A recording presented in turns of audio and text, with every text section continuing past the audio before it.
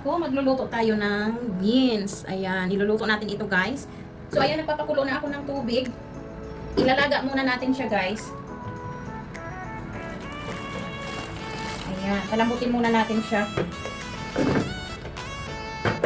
Ayan, takpan natin. Ay, hindi niya pala ito sukat. Ayan, kukuha tayo ng cover guys. Ayan, takpan muna natin para kumulo siya.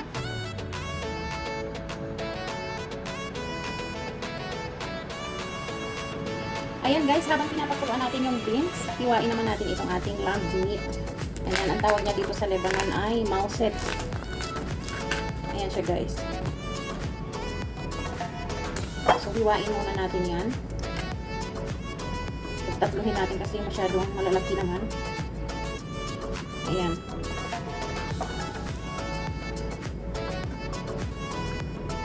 Tapos, ilalaga natin ito guys. Igigisa muna natin bago ilaga.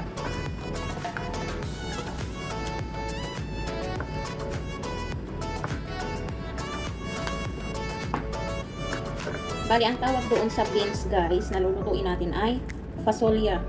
Yun ang tawag nila dito sa Lebanon. So, iluluto natin siya with tomato sauce. So, ito na guys yung meat. Hugasan muna natin. Ayan guys, meron tayong kasirola dito. Lalagyan natin siya ng hot water guys. Ayan, nagpapainit na ako dito para mabilis. Lagyan natin siya ng hot water. Tapos, ilagay natin yung meat. Ayan, papakuluan muna natin ito. Guys, bawat tao dito may iba-ibang procedure ng pagluluto ng fasolya. So, ayan, susundin lang natin kung ano yung gusto ng amo ko. Yung ano niya ito, paraan niya ito muna. Sa susunod, ipapakita ko sa inyo kung paano yung ibang paraan ng pagluluto. Ayan, ito kasi guys, step by step ito. Medyo maki-oras. Sa susunod, gagawa tayo ng ibang procedure para mas mabilis sa oras nyo. So, ayan, kailangan natin pakuluin yan. Pagkatapos kumulo, itatapon natin yung tubig niya guys. So, ayan yung extra bones. Ihahalo natin yan guys dahil mas malasa siya kapag isama natin pagluto. Mas pampasarap ng lasa ng sabaw.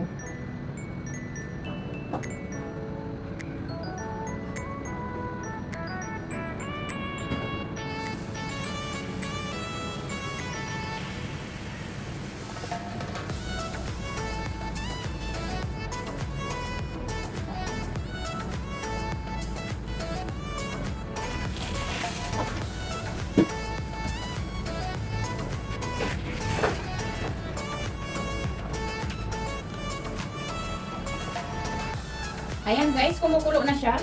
Ayan, kung nakikita nyo, itong mga namumuumuo na to, tatanggalin yan guys. Kaya natin siya nilalaga. Ilalaga muna natin siya para matanggal itong mga ito. Ayan. Normal ito sa meat guys. Kapag naglalaga kayo ng meat, makikita nyo talaga itong mga umiibabaw na ito.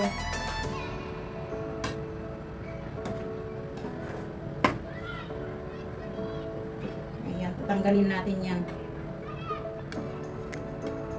Ang laki ng sandok ko guys, tapos ang liit ng aking paglalagaan. Ayan. So dahil kumulo na siya, tatanggalin na natin itong mga laman niya guys.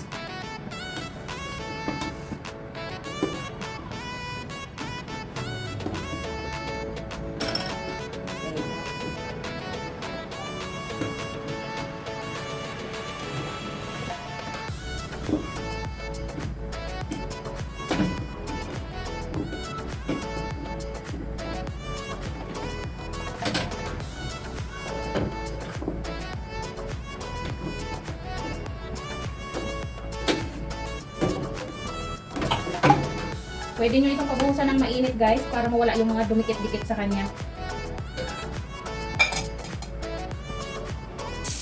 Ayan guys. Ayan, so mainit itong tubig. Ayan, para matanggal yung mga ibang dumikit-dikit guys.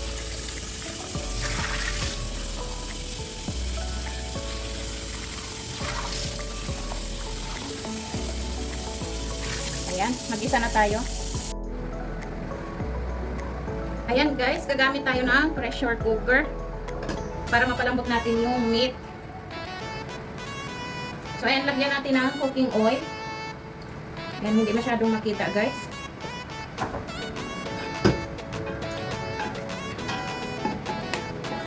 Ayan siya. So, ang gusto ng amo ko, igaganito muna natin yung meat, guys.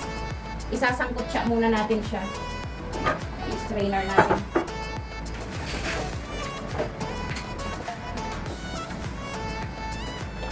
Ayan. Ilagay natin yung meat.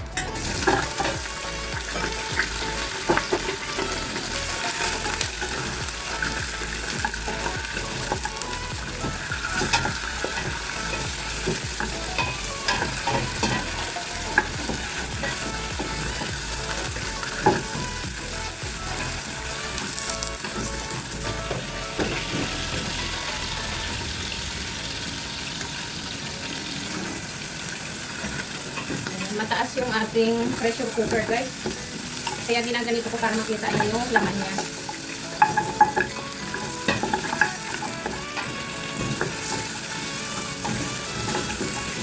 Ayan. So, ang habol nitong bones na to, guys, yung laman niya sa loob.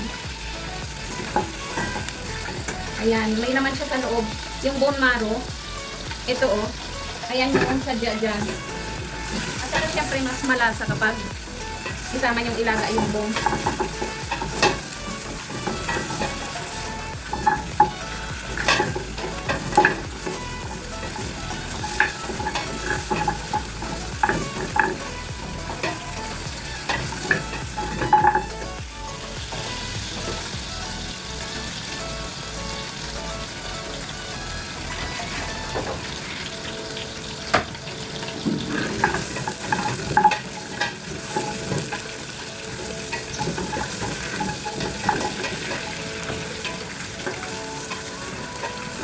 Ayan guys, so naisangkot na natin.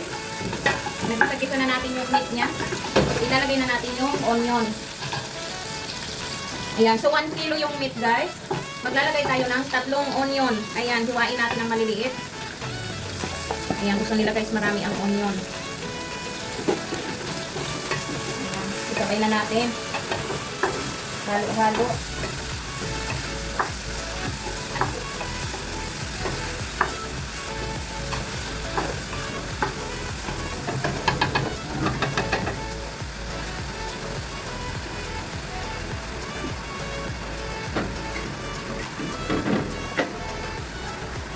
Yan, lagyan natin ng rock salt.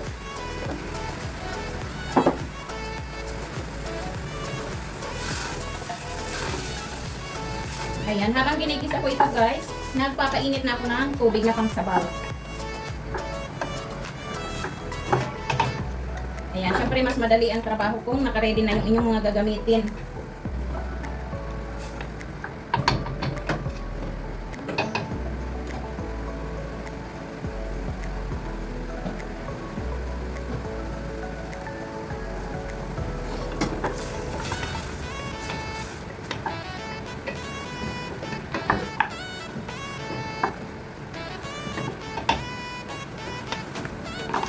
Ayan guys, naigisa na natin yung onion at yung meat niya. Pwede nyo nang ilagay yung pinakuluan yung tubig.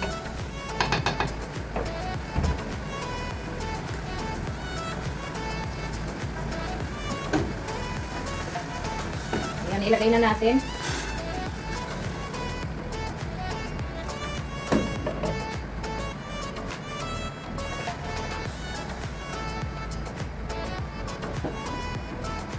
Ayan guys, kumukulo na siya guys, oh.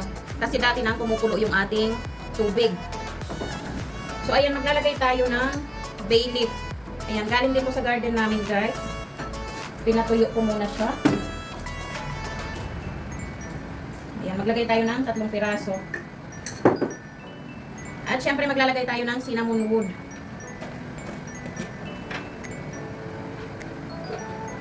Ayan, lagyan natin ng 1 piraso.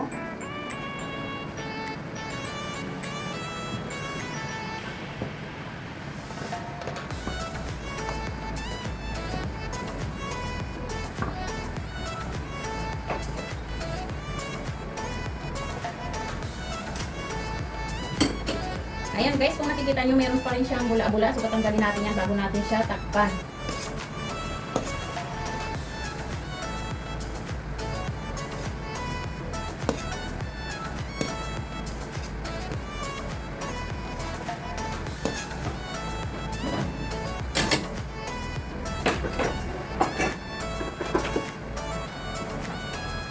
Tapan na natin. I-pressure cooker natin siya guys. Kasi matigas ang meat. So palalambutin muna natin siya. Ayan, naka-pressure cooker na yan guys. So ayan muna natin siya ng 1 oras dyan. Para siguradong malambot yung meat niya.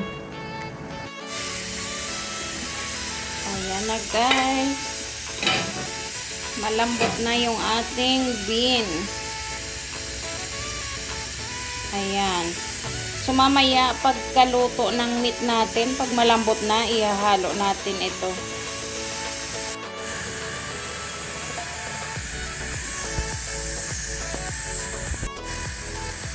Ayan guys, maka 1 hour na tayo.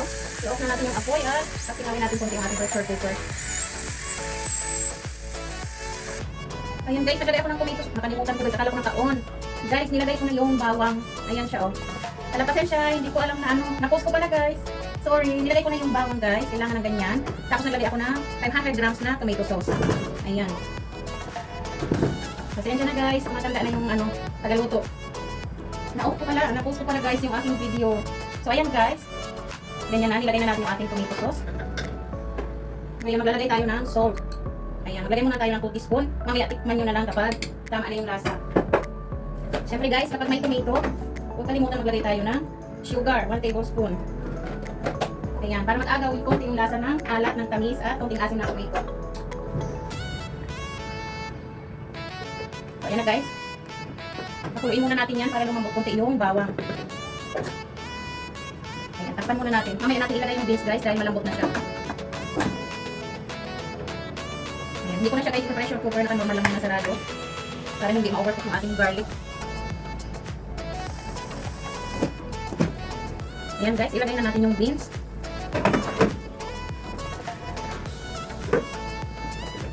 Ihalo na natin siya.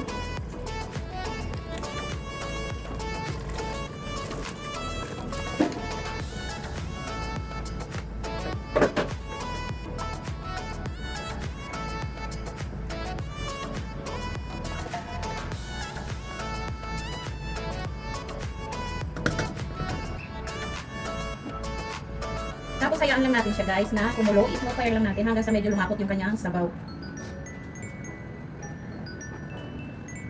Tikman natin guys. Baka kailangan natin dagdagan ng salt. Ayan. So magdadagdag tayo ng salt.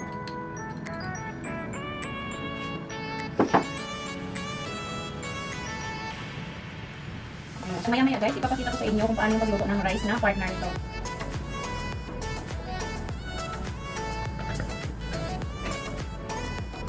Takpan muna natin siya. Ayan guys, ito na yung ating fazolya. Ayan, malambot na siya guys oh. Ayan. Malambot na siya guys, luto na siya. Ayan, so tatanggalin lang natin yung bones na yan guys. Tapos kukunin lang natin yung bone marrow niya. Ayan. Ayan guys, ipalit tayo ng pwesto dahil may nagtatrabaho doon.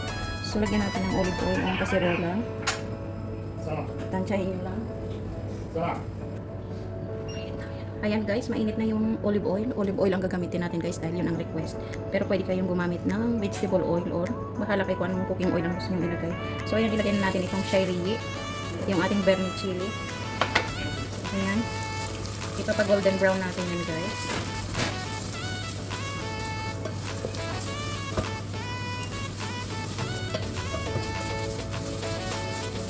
Ayan, huwag nyong iiwanan ito. Kailangan haluin nyo ng diretso dahil mabilis siyang. Ayan guys, okay na yung color niya. Ilagay natin yung rice.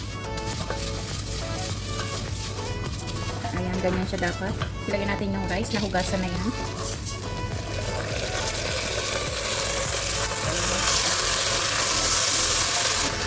Ayan guys.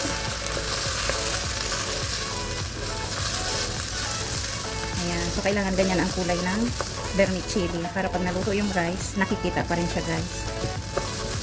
Ayan, jasmine rice na pala itong ginamit ko. Kung gusto nyo ng long grains, pwede naman. Ayan. So ilagay na natin yung water niya.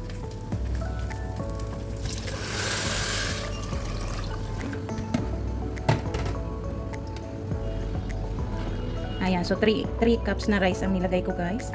Ang nilagay nating water ay 4.5 cup. So, ang 1 cup na rice, 1.5 cup of water. At syempre, maglalagay tayo ng salt. Dahil 3 cups ang ating rice, 3 teaspoon yung ating salt.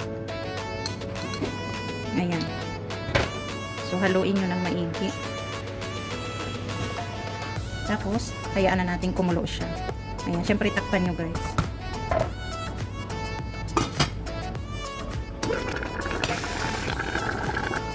Ayan guys. So, gagamit tayo ng fork. Kasi ayoko madurog yung rice niya. Ayan, tapos takpan natin uli yan hanggang sa maluto na yung rice niya. Tapos, slow fire nyo na lang. Ayan, slow fire lang natin guys. Ayan guys, eto na yung rice niya. Ayan, rice with shayri. Ganyan dapat ang kulay ng vermicelli niya guys. Ayan, so mag-serve na tayo. Ayan guys, eto na yung ating fasolya. Ayan, Lebanese food guys. So itong dalawa na to ang magkaparis kapag isi-serve nyo guys. Ayan, so maraming salamat. Ganyan lang guys.